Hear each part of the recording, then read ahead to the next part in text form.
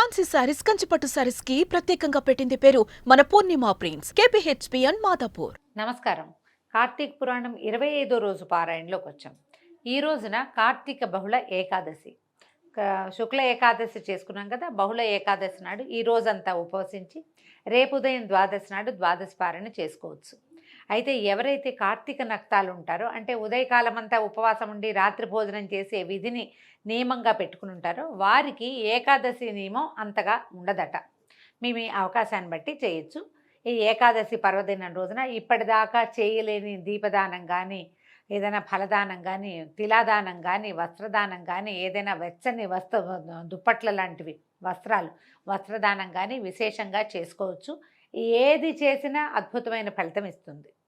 అయితే ఇవాళ పారాయణలోకి వద్దామండి.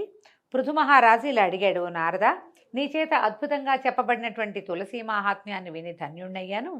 అదేవిధంగా కార్తీక వ్రతాచరణ, దాని ఫలితాన్ని తెలుసుకుని కూడా చాలా సంతోషించాను. ఎంతో సవిస్తరంగా చెప్పావు తండ్రి. అయితే ఎవరెవరు ఈ కార్తీక మాసాన్ని ఆచరించి ధన్యాత్ములయ్యారు? ఇంకా ఎవరైనా తెలిసిన వాళ్ళు ఉన్నారా? వాళ్ళని గురించి ఏదైనా విశేషం చెప్పమని అడిగితే నారద మహాముని ఇలా చెప్తున్నాడు.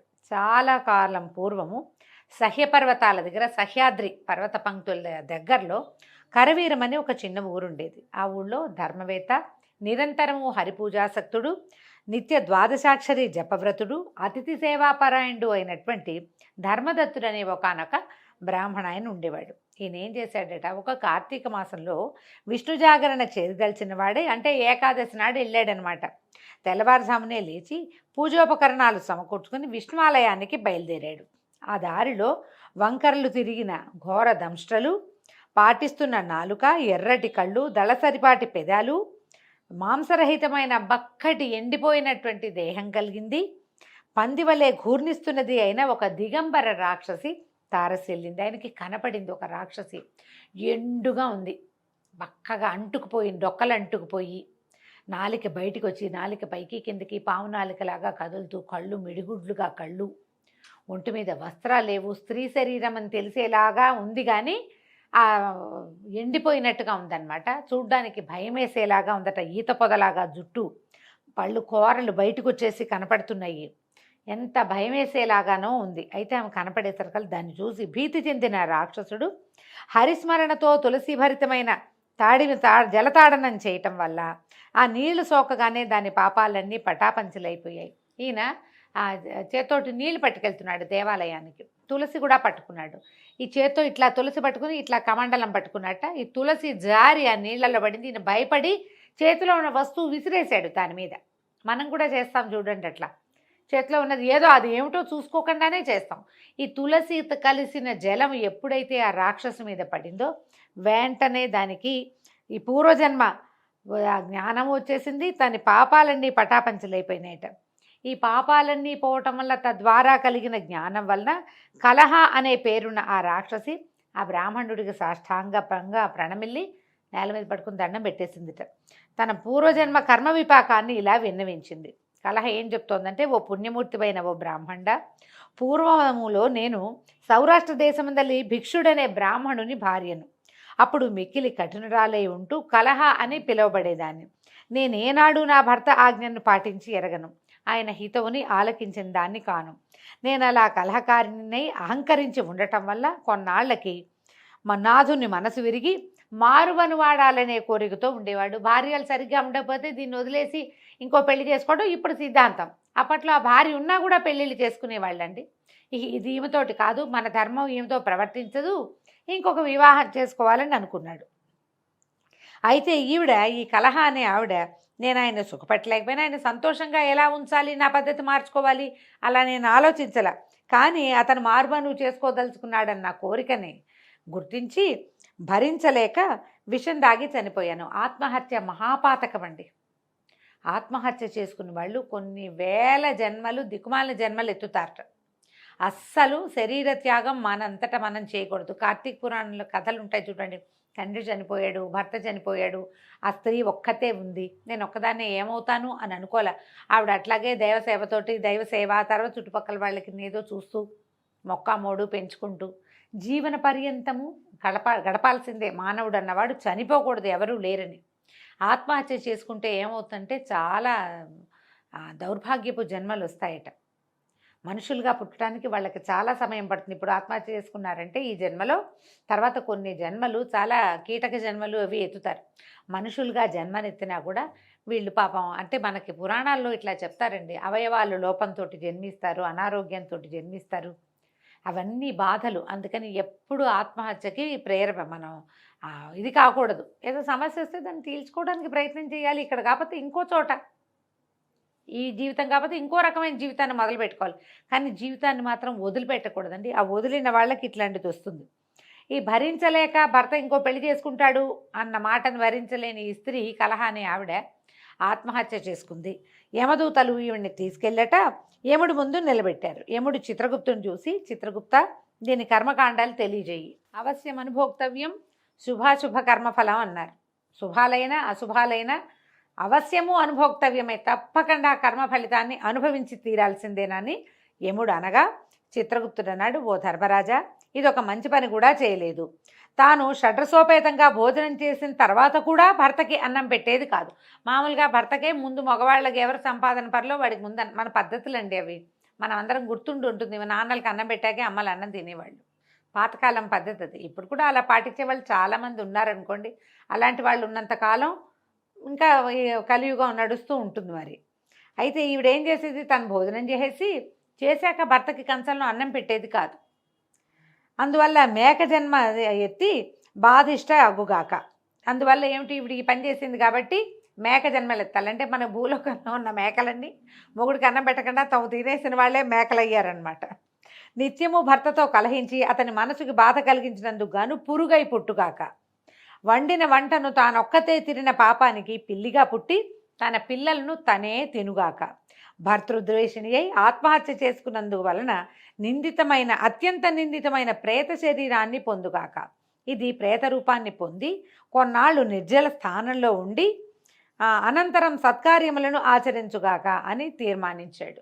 ఇన్ని శిక్షలు వేశారండి. ముందు మేఘగా పుట్టు, తర్వాత ఏం చేతు పురుగ్గా పుట్టు, తర్వాత పిల్లిగా పుట్టు, తర్వాత ప్రేత శరీరాన్ని పొంది గాలిలో తిరుగుతూ ఉండు.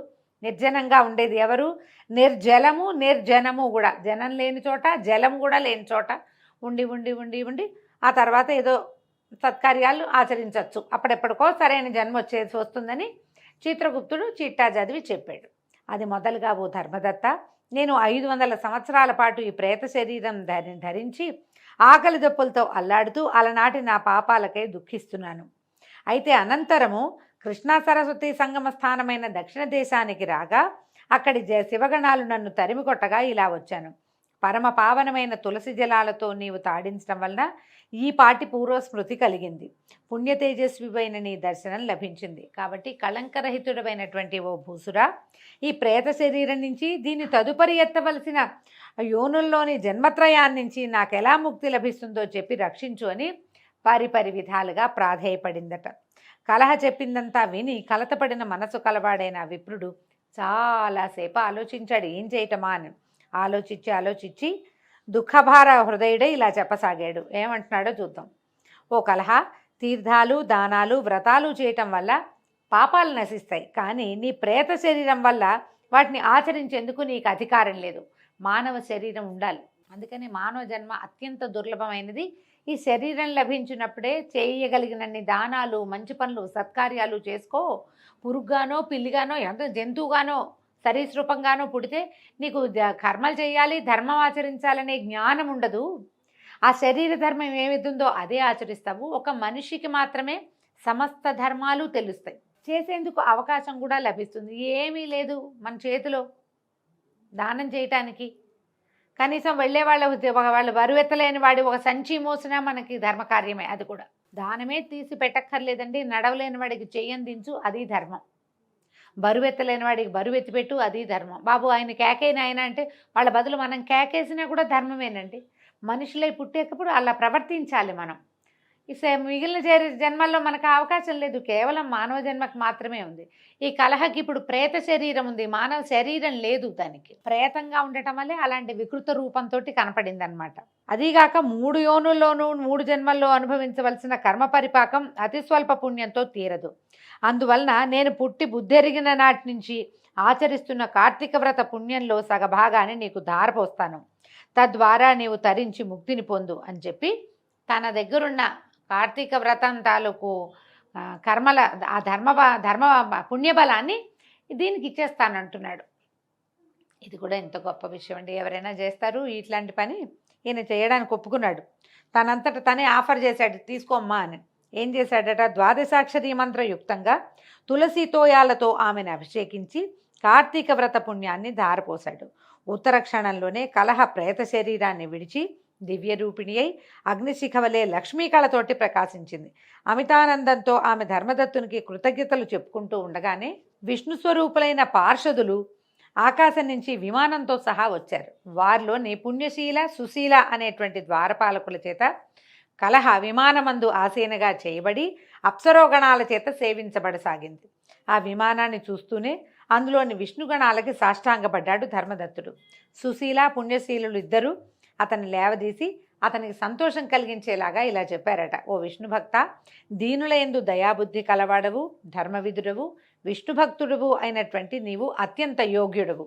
లోకోత్తరమైన కార్తీక వ్రత పుణ్యాన్ని ఒక దీనురాలి కోసం త్యాగం చేయటం వల్ల నీ 100 జన్మల్లోని సమస్తమైన పాపాలు యావత్తూ సర్వనాశనమైపోయాయి. ఈమె పూర్వసంచితమంతా నీచే చేయించబడిన స్నానఫలం వల్ల తొలగిపోయింది. విష్ణు జాగరణ ఫలంగా విమానం తేబడింది. ఆమెకు అర్పించినటువంటి దీపదాన పుణ్యం వల్ల తేజోరూపాన్ని, తులసీ పూజాదుల వలన విష్ణు సాన్నిధ్యాన్ని ఆమె పొందబోతోంది. ఓ పవిత్ర చరిత్రుడా, మానవులకు మాధవ సేవ వల్ల కలుగని మనోవాంఛితమంటూ ఏదీ లేదు. విష్ణు ధ్యాన తత్పరుడైన నీవు 2 భార్యలతో నువ్వు కలిసి అనేక వేల సంవత్సరాల పాటు విష్ణు సాన్నిధ్యంలో వినోదించగలవు. సంతోషపెట్టారు. విష్ణు సాన్నిధ్య సుఖం, విష్ణు సాయుధ్యం నీకు లభిస్తుంది అని చెప్పి ఆయన్ని సంతోషపెట్టి ఇంకా చెప్తున్నారు, ఓ ధర్మదత్తుడా, వైకుంఠంలో నీ పుణ్యఫలానుభవం తర్వాత తిరిగి నువ్వు భూలోకంలోని సూర్యవంశంలో దశరథుడనే మహారాజుగా పుడతావు. ఈ జన్మలో నీకు భార్యలుగా ఉన్న 2 కూడా నీ యొక్క పుణ్యవశం చేత నీకు మళ్ళీ భార్యలుగా పుడతారు. ఇప్పుడు నీ చేత పుణ్యాభిషిక్త అయిన ఈ కలహయే నీకు ఆ జన్మలో 3వ భార్యగా పరిణమిస్తుంది. దివ్య కార్యార్థి అయి భూమిని అవతరించున్న విష్ణువు రేపొద్దున పుట్టబోతున్నాడు విష్ణుమూర్తి. ఆయన ఆ పుట్టుకలో నీ కుమారుడుగా జన్మిస్తాడు. ఓ ధాత్రి సురవరేణ్య, విష్ణువునకు అత్యంత ప్రీతికరమైన ఈ కార్తీక వ్రతంతో సమానమైన యజ్ఞ యాగాదులు కానీ దాన తీర్థాదులు కానీ ఏమీ లేవని తెలుసుకో. అంతటి మహోత్కృష్టమైనది, నీచే ఆచరింపబడినది ఈ కార్తీక వ్రతంలోని సగభాగపు పుణ్యానికే ఈ స్త్రీ విష్ణులోకాన్ని పొందుతోంది. ఆమెను ఉద్ధరించాలనే నీ సంకల్పం నెరవేరింది కనుక నువ్వేమి దిగులు పడకనైనా, ఈవిడ ఉద్ధరించబడింది. తదుపరి జన్మలో ఇంకా కొంతకాలం, అంటే ఇక్కడ మొత్తం వీళ్ళు పుణ్యబలం అంతా అయ్యాక మళ్ళీ భూమి మీద పుడతారు. మనమంతా కూడా అట్లాగే పుడతామట. నువ్వేమో దశరథుడిగా పుడతావు. ఈ జన్మలో నీ భార్యలు 2 ఎవరైతే ఉన్నారో వాళ్ళిద్దరూ నీకు భార్యలుగానే వచ్చే జన్మలో దశరథుడిగా పుట్టినప్పుడు నీకు భార్యలు అవుతారు. ఇప్పుడు నీ వల్ల ఈ విష్ణు సాయుధ్యం లభించినటువంటి కలహ నీ 3వ భార్యగా జన్మిస్తుంది. భగవంతుడు కార్యాంతరం కోసం, అంటే శిష్టరక్షణ దుష్ట శిక్షణ చేయటం కోసం భూమి మీద అవతరించబోయే రామావతారంలో అతను నీకు కుమారుడుగా జన్మిస్తాడని తెలియజేశాడు. ఈ సుశీల పుణ్యశీలుడు 2 కూడా, అంటే విష్ణు పార్షదులైన వాళ్ళిద్దరూ ఈయనకి ధర్మదత్తుడికి తెలియజేశారు. ఈ విధంగా ఈరోజు పారాయణ పూర్తయిందండి. రేపు ఉదయం 26వ రోజు పారాయణలో మళ్ళీ కలుసుకుందాము. నమస్కారం.